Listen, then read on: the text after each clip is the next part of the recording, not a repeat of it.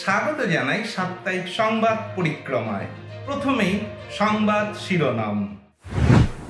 Baruipur ধর্মপ্রদেশের sacred heart চার্চে পবিত্র হস্তার্পণ অনুষ্ঠান হলো। বাংলাদেশের এপিস্কোপাল যুব কমিশনের আয়োজনে অনুষ্ঠিত হলো আর্চবিশপ মোজেস কস্তা স্মৃতি ফুটবল টুর্নামেন্ট। বাংলাদেশে তেজগাঁওতে ফাদার চার্লস জে ইয়াং এর সমাধিতে শ্রদ্ধা জ্ঞাপন করা হলো। উদযাপিত হলো পশ্চিমবঙ্গের হাওড়া হুগলি ডিনারির জুবিলি বর্ষের বিইসি দিবস।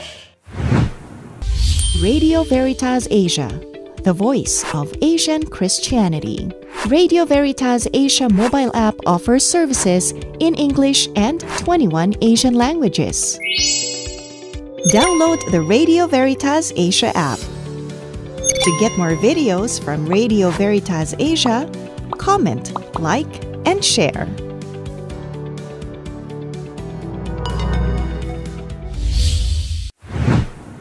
এবার সংবাদ বিস্তারিত।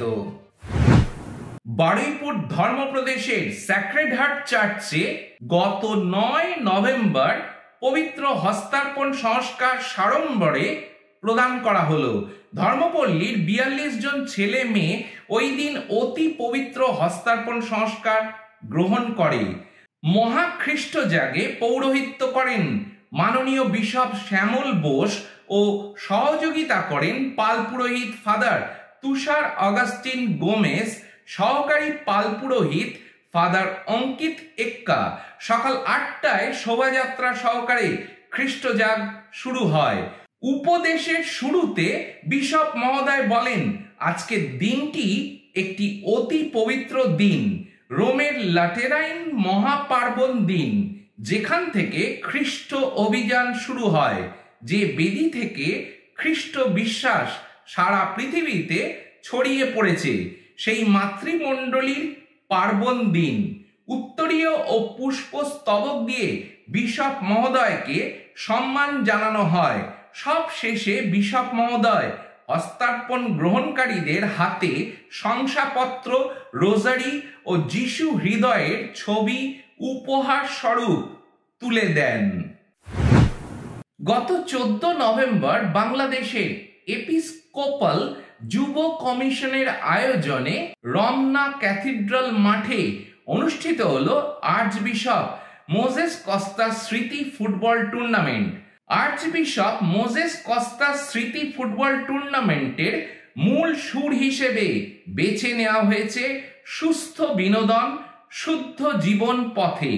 খ্রিস্টান যুব সমাজের মধ্যে খেলাধুলোর মাধ্যমে সুস্থ বিনোদনের প্রতি আগ্রহ বৃদ্ধি, ভ্রাতৃত্ববোধ, আন্তঃসংস্কৃতির আদান প্রদান, নতুন কৌশল অবলম্বনে সৃজনশীল দক্ষতা অর্জন, খ্রিস্টীয় মূল্যবোধ জাগিয়ে তোলা এবং দায়িত্বশীল সুনাগরিক হিসেবে গঠনের লক্ষ্যেই এই টুর্নামেন্টের ক্ষুদ্র আয়োজন।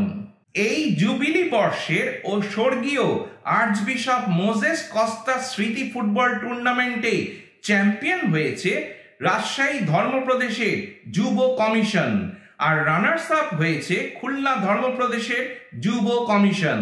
উক্ত টুর্নামেন্টের মধ্যে 8টি দল অংশগ্রহণ করে, যথা ঢাকা মহাধর্মপ্রদেশ, খুলনা ধর্মপ্রদেশ, দিনাজপুর ধর্মপ্রদেশ, বিসিএস এর দল, চট্টগ্রাম মহাধর্মপ্রদেশ, জিজাস ইউথ দল, রাজশাহী ধর্মপ্রদেশ এবং ময়মনসিংহ ধর্মপ্রদেশ।